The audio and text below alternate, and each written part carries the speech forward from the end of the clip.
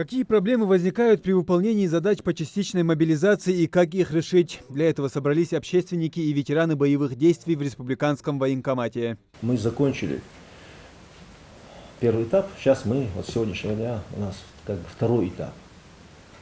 Количество осталось примерно такое же, чуть-чуть меньше. Количество то же самое. У нас есть вот эти общественные организации, которые непосредственно на земле работают, непосредственно с людьми говорят, работают. Где-то кто-то слышит, что там говорится, как это говорится. Может, где-то есть однозначно недовольные. Вот. Давайте приведем к какому-то, будем говорить, направлению, чтобы мы этот наряд выполнили. А Шуга просто попросит его, что фадидес, маштидес.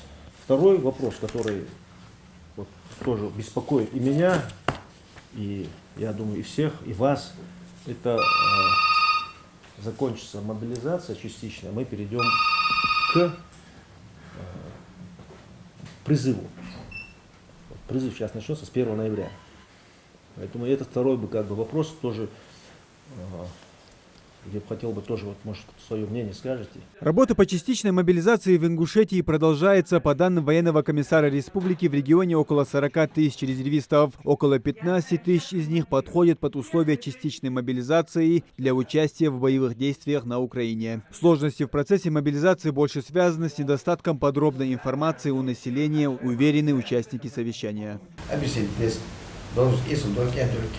اتقاب خوش مرتين دیتن اتقاب خوش مرتين دیتن باری چه دیاشته بگم بورش دیار چه خب اوگستان گرم کنه سیری گرنه از مرتين سیری کنشت دیام کاجد چوشید دیزل خو بیزم باس باقی تدیو نطبعا حیات داشته عیاشته پاره یتقن دادیاشته قوام دیات دوای پیسی مچاری دو زرقاش مچاری دو بلوز دام مچار دو یرگیدیم واسکر هلوار میدیر قوان سرکرانی تقیلاشته داخل خودش یورتاش آخرجات سبارتين حقول بدي ما حقول من أبي ستي دي باقي نحقول على استشان حقيقة ما دوغلادش قدوة قماش يحيوش حقيقة من حملت تريتش موفي وسحمو بيدر صحيح أقيقت يورت دياش صاحب يحكا يورت ديتا لقى تالتيغات صواخش غالي شو قتك كيجنا خ بخكي تشبه أزوق ناس قمال ديات حكاية حدينشتي نال عوق وسويوخ ويلدي كابر دعبيخ كابوخ كيوخ جز عنقي بات جبوخ قيبو وج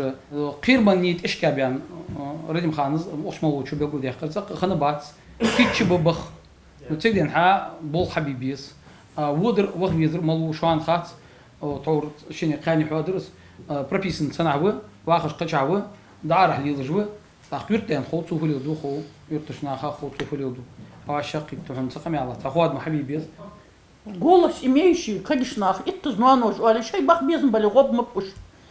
Как мне удобно, так мы и говорим. В любом случае, доход должен ахаряха полностью согласна.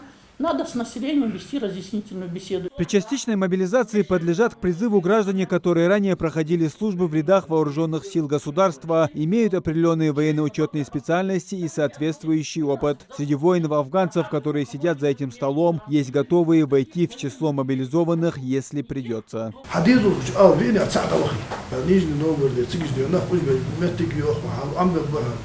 Эш положение 100% де ханц молодежи примерно ханц дабо де сагуач дахта хабарда эш кегина вот болуш бы шица ехида ши девиш ва ши ехива ва вот хоши цанго вот хоши цанго бия но дай на би син тахлиас нан дохо даже ди соси дахо бушан нан дас кабди зуа хай афганцы даже дихли де патихон давол цва то ла ви усва контролировать де аз армию бохту бас тагана ханц тагсу повестка его писе Ца проблема, любой точки давай еще руксу. 50, сочиня, от 17 дней. Да. Ца проблема. Это вот в армии. Даже я сейтан давай жди, давай ждил, выкрутиться, дивизия задач выполнить, могут должен стоять.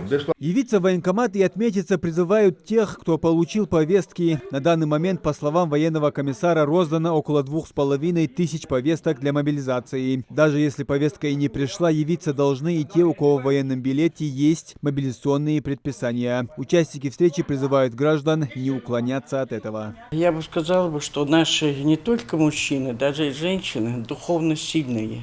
Сегодня на защиту нашей России могут стать все. Но меня не бывает, я часто бываю на выездах, по воинским частям езжу.